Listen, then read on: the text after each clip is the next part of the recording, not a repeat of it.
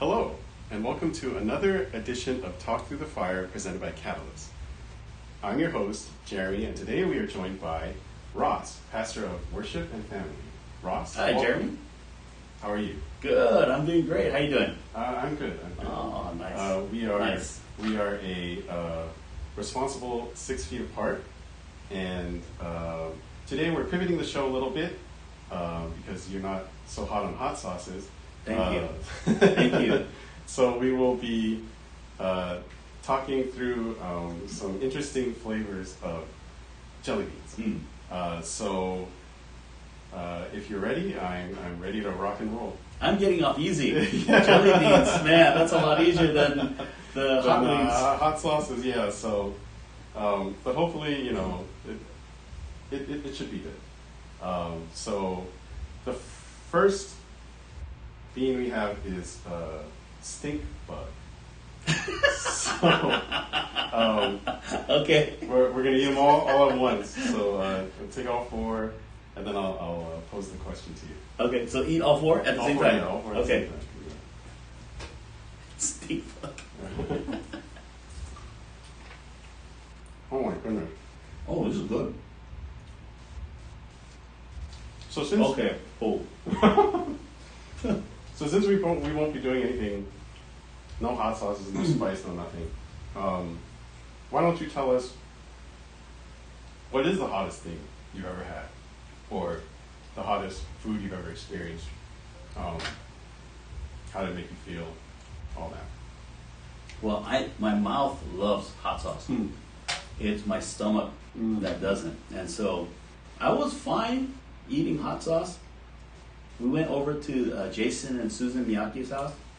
They made some tacos, burritos, carne asada, chicken, and they had this salsa. And they said they got it from this Mexican market. Really good. So I ate some. Oh my gosh, so good. Hot, but good. So I ate a lot. Then I went back again to get some more. So this is before all this stuff happened. I went to get some more. And this time it was even hotter. But it tasted so good, I just ate it. And since that time, my stomach gets messed up. Oh, really? Whenever I have hot sauce, yes. So my tongue, yeah, he loves it. And then... So you have a commission for... Yes. Oh, okay. Yeah. So it was tricky when I went to Thailand. Because there's hot sauce, a lot of hot food. A lot of chilies. Yeah. And all their food. Oh, okay. Yeah. So do you, when you travel, do you just keep your palate pretty plain then? You just have to. Yeah, it's a little tricky because I don't want to be out of commission and not be able to see things, right? Yeah. So it's like I really have to. I try to just watch what I eat and eat slow at the beginning because how hot is this? Just to test the water. Yes. Okay. Yes. Okay. So the second one we have is dirty dishwater. So the brilliant minds at Jelly Belly. Yeah. Oh. It really does taste like. Yeah. What I would imagine it would taste like. Pretty interesting, huh? Okay. Oh, this was nasty. So as our one of our worship leaders here at Catalyst, do you have a favorite song to play and sing? What would be your go-to 3-song worship set? Well, I just played one of them today. It's a new one, "Awake My Soul." Oh, okay. Oh man, that song. Yeah, that's really speaking to me now about waking up from our slumber and just seeing what God is doing and speaking to ourselves, speaking to our soul, saying, "Wake up! It's time to worship. It's time to get serious about our relationship with the Lord." So that one is one that hits me. "Be Enthroned." That's one of my go-to songs. Oh, okay. I can go to that one and really sense the Spirit moving. Okay. I think another one is one that I love, but I don't really play. So it's not really seems like it's not really not appropriate, but it's in the large group setting. It just seems to, it's a real hit and miss. Okay. But I love it. Okay. Personally, I love it, and it's in over my head. Oh, okay. Yeah. Just talking about just trusting the Lord in over my head, that I don't know what He's doing, I don't know, but I just have to trust that He is leading me to where He wants me to go. And that song, I played it home and cry. Oh, wow. Yeah. So those are three that come to mind. Your quintessential three song worships. Yes. Awesome. Yes. Okay. Number 3 is rotten egg.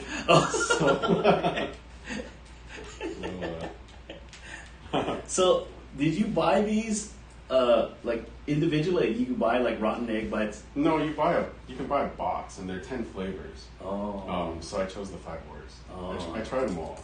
So.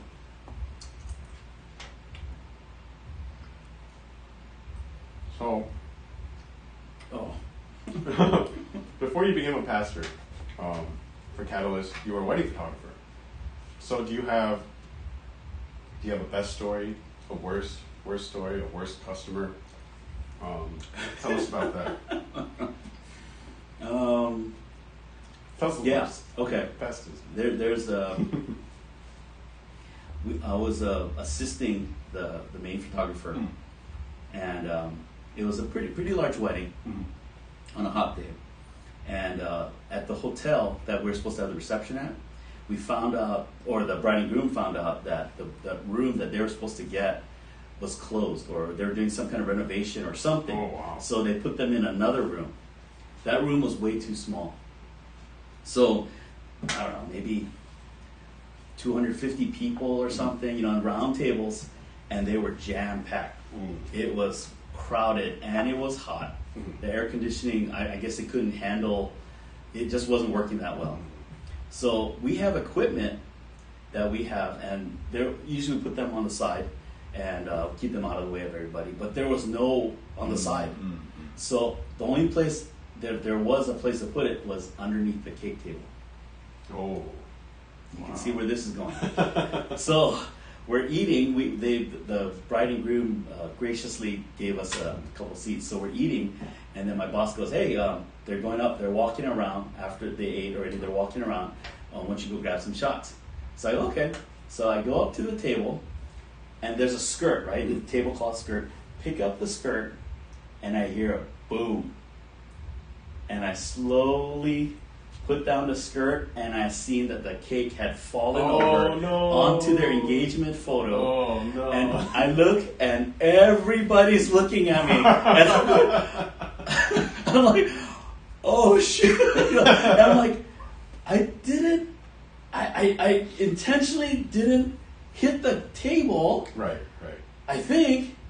And so and then people were looking at me, and people, and then the table right next, they were so awesome. They go, "Oh no, it was leaning." Oh. They put a spotlight on the cake, and so they already saw that the cake was tilting, and so they were not surprised at all that any little movement or anything, and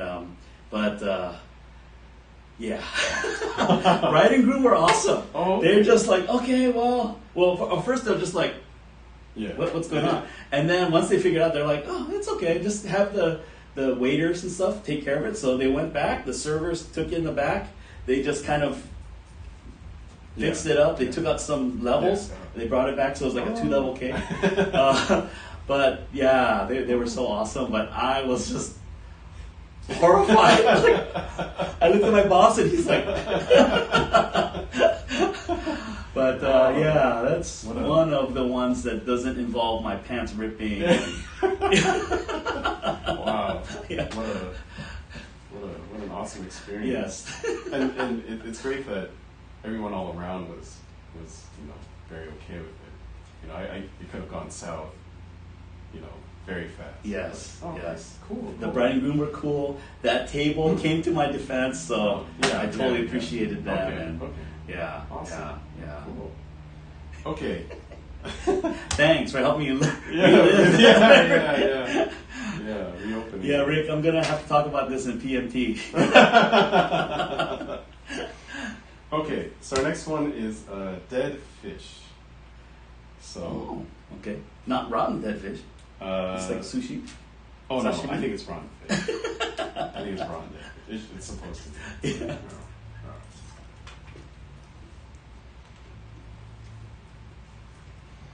So you've done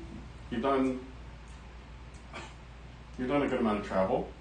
So, and now you're a father and you're a family of 4. So, talk to me the difference between traveling without kids and traveling with kids. Oh, it's much easier with kids. Oh, easier with kids. Okay.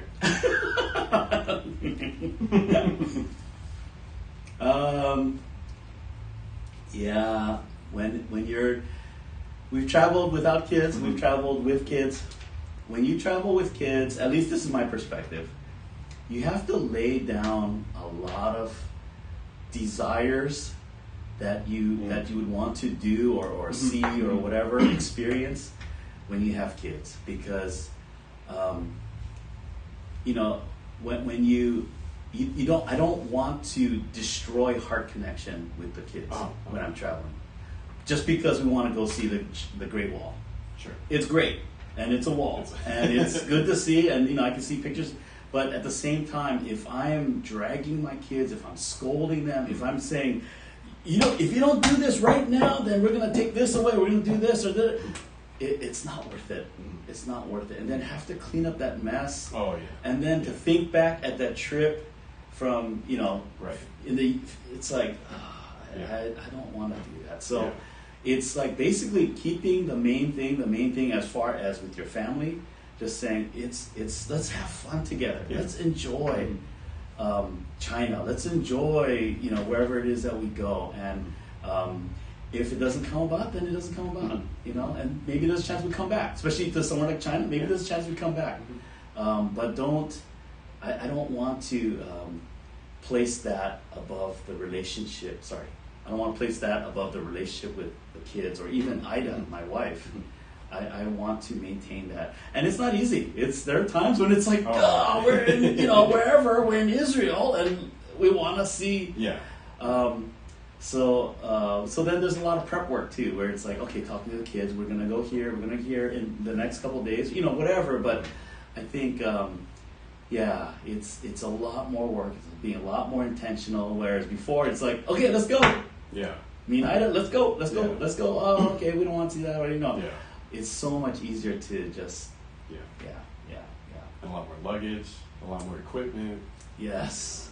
And having to carry the kids too. If they're tired. Can't you walk? Yeah. You want to be carried again? Come on. I know you're 3 years old, but come on. That sounds like a very specific. Oh yeah. Yeah, it's 100 degrees outside. It's 80% humidity. You want me to carry you? It's getting hot around my neck. Yeah. Yes. All right. Our last flavor is barf. So. I was gonna say this one looks like I don't know, some kind of tropical flavor. Yeah. So they purposely make it look like another one of their flavors. Oh, okay. So. And then they hit you with barf. Mm-hmm. Yeah. Okay.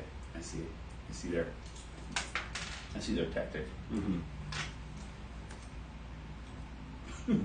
Okay. So I'm no coffee connoisseur. I drink coffee. It's a means to get caffeine into my veins, wake me up. But you ventured onto this entire journey of pour over and technique and all that. So tell me a little bit about your coffee routine. Okay. So I use the pour over method using a Chemex style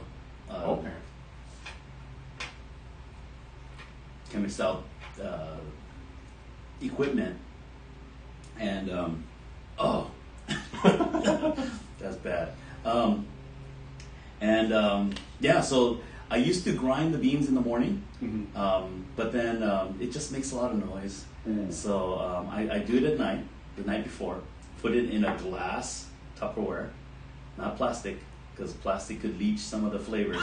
So glass Tupperware. That makes a difference. Yeah. Okay. And then then you put the Chemex filter in. I put the Chemex filter in, and then wash it to get the carafe warmed up, and to wash any dust or any kind of paper kind of taste in there. Dump it out. Turning on the kettle until it boils, and then I wait about 30 seconds after it boils to get it to about a temperature that I think will be good, and then just pour a little bit, just to let it all soak in, and I forget the terminology of what it's called, but let it all soak in, the oxidation, or I forget what it's called, CO2, and then again pour a couple more times, and then usually that's about it. So whereas my Keurig cup of coffee takes me maybe 2 minutes, what is the time frame on your perfect cup of coffee? So from beginning to end, it's about 10 minutes. Oh, okay. Yeah, 10 minutes, because you gotta get the water to boil and stuff. But to me, the flavor of the coffee that comes out, I haven't found a better way. I'm sure there may be a better way out there, but I haven't found one, and especially one that's economical. So I don't want to buy a big machine or something, So to do that pour over with those Chemex, because I've done the different filter papers, and that makes a difference. Really? I was surprised. Yeah. Really? So Trader Joe's, the 100 filters for like $2. No. Really? That didn't cut it. I even tried 2. Like putting double lining it and stuff. Wow. No. So to me, the Chemex. And so in this quarantine, they've had sales all over the place, and I bought, I think, like a box is about 100. So I think about 6 or 7 boxes. Wow. Because of all the sales that are going on. Oh. And I'm like, I'm just going to keep doing this, so might as well. Yeah. And extra time at home. Extra time with the family. Yeah. I enjoy his coffee too. Oh yeah. Oh. She's the one that got me into it. Oh. Yeah. Cool. But she needs the coffee to wake up. Yeah. And so she says her first cup, she doesn't even taste it. Oh. It's just it's a tool. Yeah. Just to wake me up. For me, I enjoy it. So from the very first sip, I want it to taste good. Awesome. Yeah. I think Larissa went over to your house, and she had a cup of coffee that you expertly made, and she came back and she was praising the techniques. Oh man, it really does make a difference. I'll have to come by and have a cup of Ross's coffee. Yeah, you are welcome. And we're thinking about doing these parent coffee nights when this quarantine stuff is over. So I bought these 2 Chemex, I think they're 10 cup makers, and I'm gonna make pour over coffee, pour it into a thermos, and so for the parents to enjoy. So come on out when this thing ends, and we're all able to be face to face. Not only will there be good material, but we'll have good coffee. Awesome. Cool. So we've made it through 5 interesting flavors. So all we have left is to tell the people what you got going on. Okay. Right now we are right in the middle of a low-comp class, Loving Our Kids on Purpose. And we are just thoroughly enjoying this class. I was telling Ida, this class is the flagship of the parenting ministry. We're going to do other things, and so we have some other things coming up in maybe September or so. But as we look at all the classes and the curriculum and all the things that we're doing, this Loving Our Kids on Purpose, this is our flagship. And we've seen so much change, just things happening with parents, with families, and This is so awesome. This round that we're going through, we've got, I think I was telling Jeremy, 18 families, and I think about 10 of them are outside of Catalyst. And yeah, we're all enjoying it. We just had our first one last Tuesday. We'll have our second one this coming Tuesday. But to learn and to make a difference in your family and your kids' life that's going to last for as long as the kids are, and then they'll have their kids and stuff. To me, it totally is worth it. And so if you have a chance to come on out to a low-comp class or one of the other things that we're doing, I encourage you to try it out, check it out, and you'll not only learn stuff, but you'll have a great time. Cool. Thank you so much for joining, Ross, and thank you for watching. We'll see you next time for another episode of Talk Through the Fire.